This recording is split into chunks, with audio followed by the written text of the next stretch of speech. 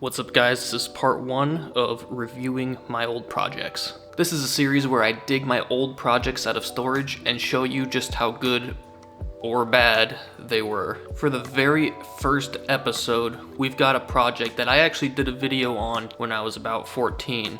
This is where I made a charging dock for my iPhone 5. The main structure of it is actually made out of a display case for one of my dad's old track metals. We've got a really cheap $5 Rakuten lightning cable, and this white piece here I actually thought originally was a piece of PVC.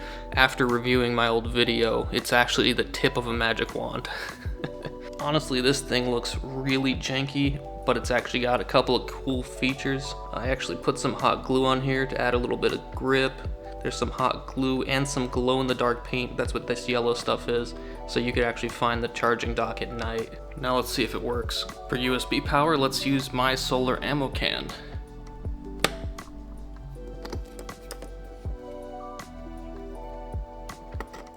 Right, moment of truth. Nothing. I'm not even getting that cable not recognized message. Jiggling the cable. Does nothing. Wonder if this has something to do with it.